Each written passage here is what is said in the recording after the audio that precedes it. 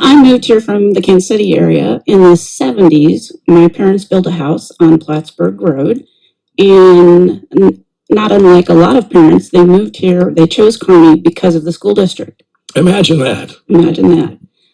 I grew up here, enjoyed Friday night football games, made a lot of lifetime friends, went on to college, and then came back. I was hired to teach by one of my former teachers, Colonel Morrow, and I taught here for almost 3 decades. That's amazing. Mm-hmm.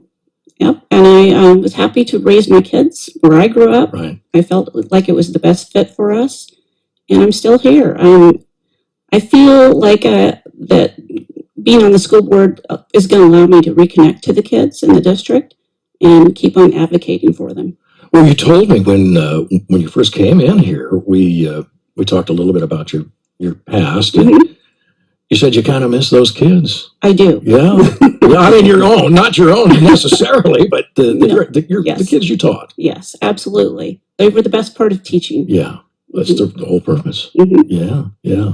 Yes. Are you able to see some of the kids as they've grown? I mean, for the extent of time that you were teaching, you get to see from when they were grade school age to young adults. Yes. What's that like? I'll be honest, sometimes I don't recognize them. It's like, wait a minute, he's shaving. What is this? I know. Yeah, changes. But it happens all the time. I'll be in a restaurant or at the grocery store. And they know you, but you don't know them. Yes, but I appreciate it, and I enjoy it. No kidding. Yes. Yeah, that I could see would be really rewarding. Mm-hmm. Well, we know a little bit about your personal history. You said you went to college. Where did you go to school? I went to Northwest Illinois initially, and then I transferred to UMKC. Okay. And then finally, I received my master's degree from Leslie College. Okay, very cool. Yeah, it sounds like you had options. Obviously, when you went to Northwest Illinois, I'm curious what sent you there. I was married to someone who was in the Air Force. Okay, and we were stationed there. Ah, there it is. Yep. Mm-hmm. You're not going to go someplace that's inconvenient. No. Makes all the sense in the world. All right. You obviously want to become a school board member, you said, because it will help you reconnect with the kids. Are there other reasons beyond that? And I would further ask you, what do you think these questions are so obvious. I can think of a million reasons why you're prepared for this position, but I will ask you anyway. What are some of the things that have prepared you for this position? Let's just say, okay, beyond being a teacher, the obvious stuff. I've spent a lifetime, I'd like to say, volunteering. My grandfather was in the Red Cross up in Iowa, and I kind of followed in his footsteps. I've been a member of the Kearney Holt Optimist Club. That's whole purpose is to serve the youth of Kearney. I was a Girl Scout leader. I've been a soccer coach. Currently, I'm a CASA, a Clay County court-appointed special advocate. So I follow kids who've been taken into care, and then I report to the judge on how they're doing.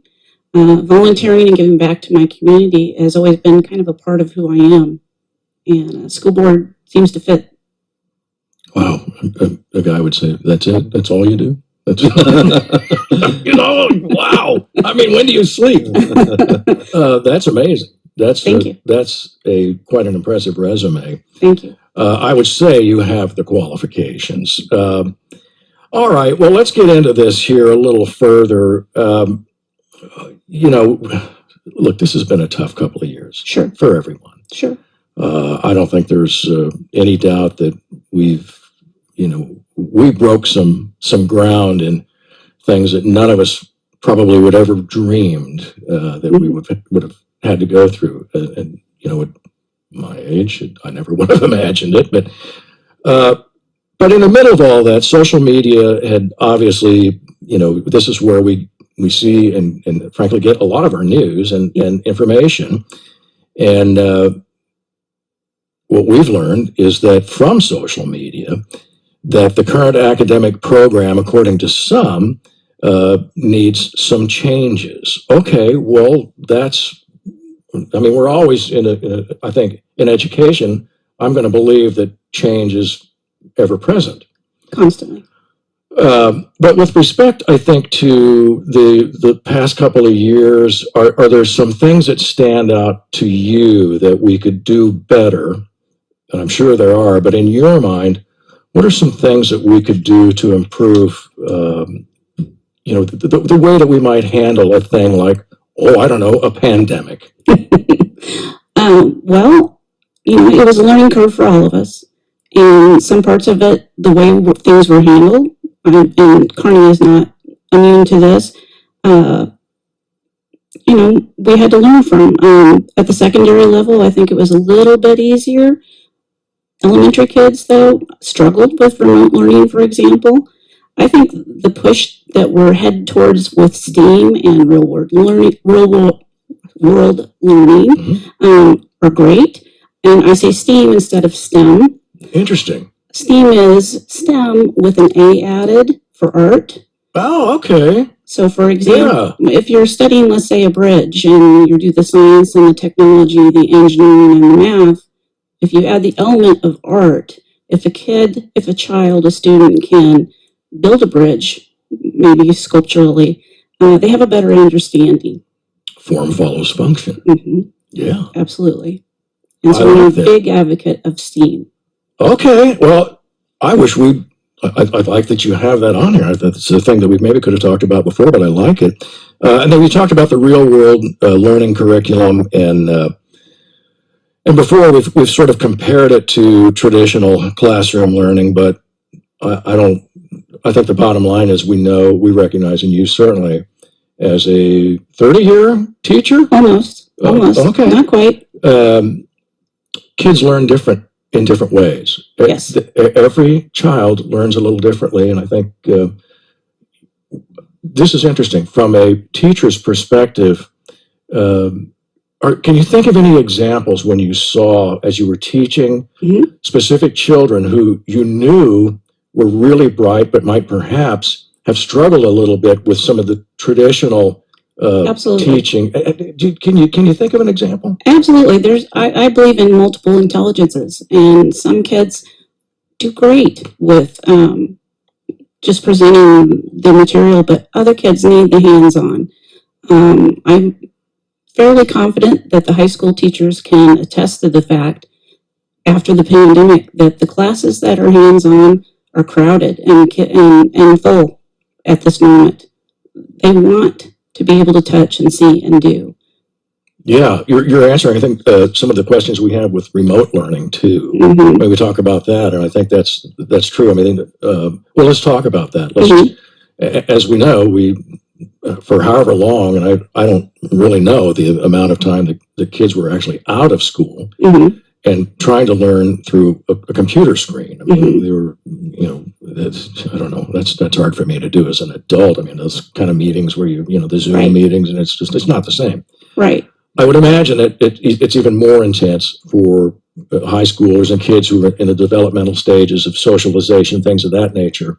Let's talk about that, about how that remote learning worked out, and if we were to use that as a tool in the future, what are your views on how that might be improved or done away with?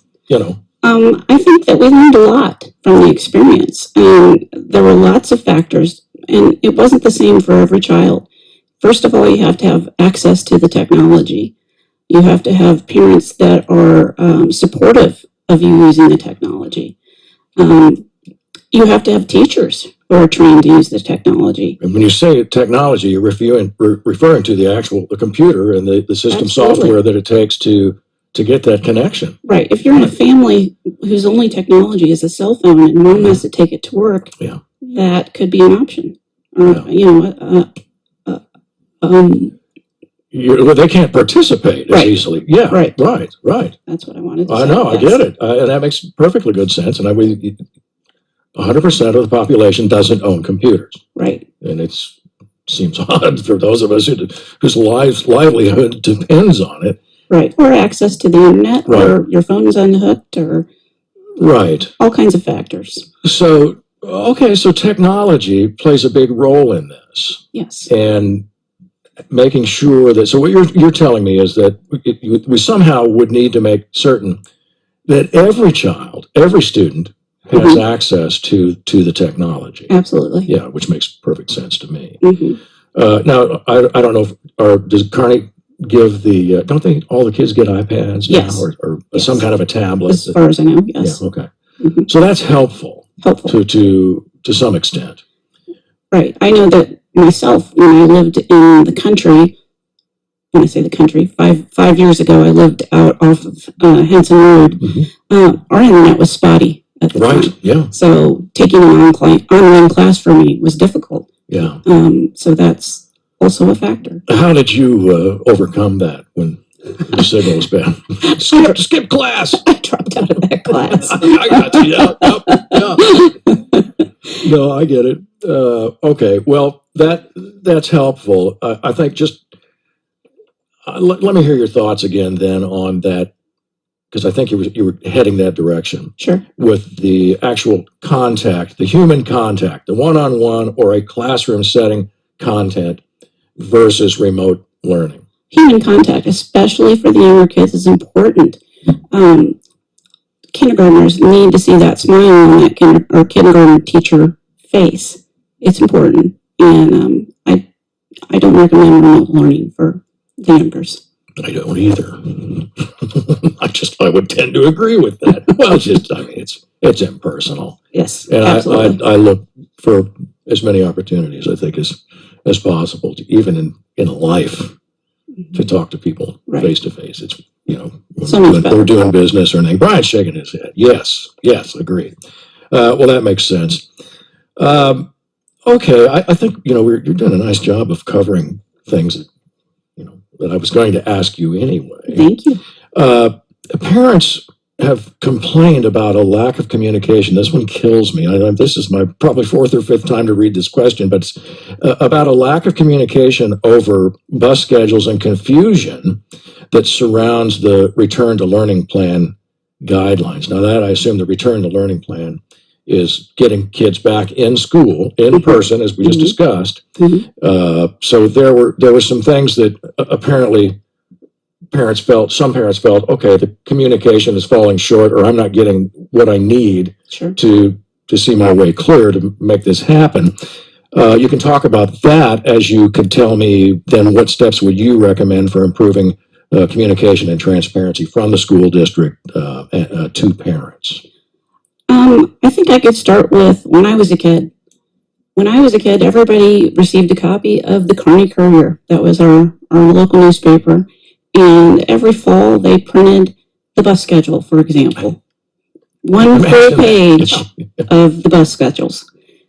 Being an evolving district with people moving in all the time, there's going to be changes and there are going to be glitches. And I hope parents will provide some grace. You spoke about putting out media in so many different ways and reaching thousands of people. Also, people get their media and their news in so many different avenues. This is true. So everybody focusing on a central way to get the important information, and the district in return a central way to get that information out, I think is important. Right. I remember coming home from grade school with always a stack of papers, or, remember, it was mimeograph. You remember that? Oh, yeah. You could smell them. Some people don't have a clue what I'm talking about, but you could smell the ink. Yes. I was so excited when the teacher allowed me to go run those. Yeah. And so I remember getting a lot of those things from my grade school teacher, but much simpler times. We had 3 channels, and we had a phone that hung on the wall, and people ran to answer it. Yes. We don't do that anymore. Anyway, well, I would agree. I think so standardize as best you can, right? Or spread the information a little wider. And listen, KPGZ 102.7 would be happy to help. Well, I was just going to suggest that maybe via the radio station. Right. Thank you. I really appreciate the endorsement. But we have a good relationship with the Kearney School District, and but I think that's a good place to start. But I think you're right. I think there are places that are standard and highly covered media that you could use for that sort of thing. Makes good sense to me. Okay, so instances of, let's see, COVID policy and vocal opposition by parents to the school board and meetings last year. It got heated, and I think that's an understatement from my estimation, from what I hear. I wasn't there, but I think, clearly, people were upset. But I think after you've gone through what we all went through in these last couple of years, people are going to be frustrated. You can't get in front of the people you want to talk to, just as we discussed, and it's inconvenient for parents who work with young children, and the list goes on. And these things boil over, unfortunately, at a school board meeting. What do you think as you approach this position as a candidate for the school board? How can you sort of help control and put a, I don't know, some sort of reasonable standard around how people behave and communicate at a school board meeting? The word that comes to mind is empathy. I know everyone wants to feel heard, and it's important to listen. Sometimes you change your mind after what you hear, and it's become, unfortunately, a hot topic that has divided people, friends, and school boards across the country. Kearney is not the only one to feel this pain. Yep. No, I agree. And so, okay. Empathy. But yeah, and I think that's, right now, that's easy to say. We all want to say, okay, try to see it my way, walk in my shoes, all of that. I get that. Let's just say it starts to get a little heated. It gets a little out of control. And then it puts some people on the defense and it puts other people on offense. I think it's important to remain calm, polite, and respectful to everyone in the room. Yeah. Do you think that the sort of the heated moments that took place or have taken place right here in Kearney? Yes. Do you think those are due in large part to folks maybe being frustrated to the extent that they didn't get the information that they needed? That's possible. I also believe there's been a lot of misinformation tossed around. And, if that information is heard, seen so many times, people believe it after a point, and frustrations boil over, just like you mentioned before.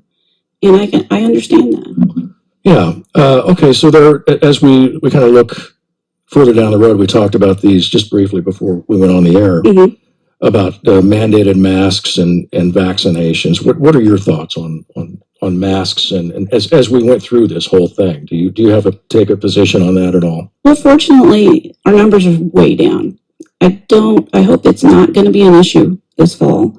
If I were on the board at the time, honestly, I probably would have erred on the side of caution, keeping in mind that the kids are the most important aspect of what the board is there for. And it's a policy. It was a policy at the time. I'd have to look at the data. Yeah. Okay.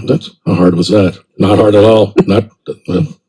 Okay. So let's talk about one other thing. Let's get the controversial stuff out of the way, or at least the stuff that has been, I think, across the planet, or let's say at least across our country. We talk about critical race theory, which some might categorize a radical attempt to rewrite our nation's history to fit an agenda, things of that nature that, that sort of, people are going to, parents want to say, yeah, wait a minute, I don't want to rewrite history.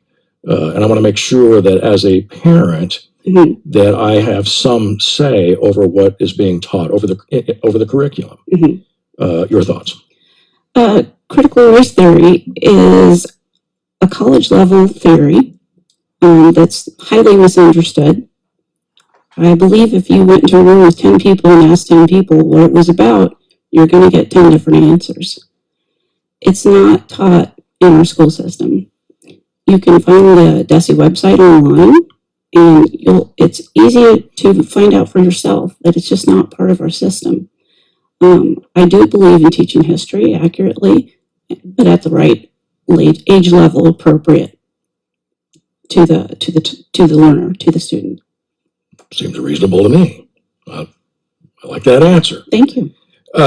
Okay, so social media influences on the students. TikTok and fentanyl access and online harassment all sort of get wrapped up into this sort of scary aspect of social media that, as we were to learn, and when we had the Platte County drug enforcement, Clay County drug enforcement, they indicated that this is it's a good method for the bad guys, for the criminals who are trying to sell drugs, to contact at least high school age students. And it's a very frightening, to me, it's the evil side of social media.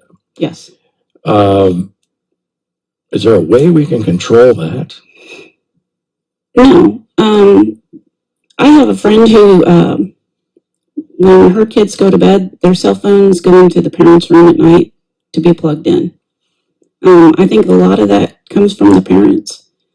I have attended some of those forums when the police have brought in the various drugs and things that were confiscated in the Clay County area, and it is frightening. But I think the social media control is parent-led. Yeah, I would agree. Yeah, I think that I just can't imagine that. I mean, were you still teaching? I mean, did any of your students have cell phones? Yes. Oh, okay. So yes, at the elementary level. Yeah, absolutely. How did you, as a teacher, how does that play out? They were kept in the backpacks. Oh, okay. So it wasn't as if they're just sitting on their desk, like right. Okay. Sometimes they go off. Never happens in here. Okay, but. And I understand that. I mean, parents want to stay connected to their kids throughout the day. It makes them feel safe. They can track them. I totally understand some of the reasoning behind it. Yeah. 5th grade, kindergartner, too young. Sure. I wish we all felt like we could wait longer. Yeah, I do too. And I think but you're right. It's the safety line of connection from a child to a parent nowadays. And I think it's part of what it's what we've come to learn. Yeah. So, okay. The Latin honors system, which is the magna cum laude, summa cum laude, right? Yes. Yeah, that has been, that is now a part of the diploma that a high school student gets now. And I think that was brought in place of sort of class rankings, or help me understand that. Yes, I'm very excited about it, mostly because it's going to help point kids in a direction towards a career path. If you're good at art, for example, you're going to take classes that are going to help you down the road in college. It's kind of a precursor to that. And the fact that it's going to help kids identify a route is probably the best part of it. Yeah, no, I like the sound of it. I don't see that there'd be anything wrong with it. I think one of the things we talked about, I don't want to belabor it, but there were kids that were taking easier courses to, because they wanted to be the valedictorian. Yes. So this would prohibit that sort of underhanded, maybe. Perhaps. Okay, all right. In the minute or so that we have here, give it your best shot. What's, as you have this opportunity in the microphone, you have this platform to tell folks why it would be a good idea to vote for you. Well, I'm dedicated to the community. I think 3 things I'm most proud of about living in Kearney is that we do have a long-standing reputation of being an excellent school district. And I've been part of that district. I'm proud to say that I was a teacher in Kearney. I still am. Another is the sense of community we have. Even though we're no longer a small town, we're growing, it's still the kind of place where if you need something, you can count on friends to come through. That's a great place to live in my book. And metamorphosis. I was here, I've seen the pendulum swing from a town with just one 4-way stop to stoplights. one policeman, Big Frank, who passed out bubble gum to a police force. I've seen a former student become a mayor and another one become a doctor. It's a great place to live, and I've got to see that process, and I'm happy and proud to be a part of it. And I would be happy and proud to serve on the school board.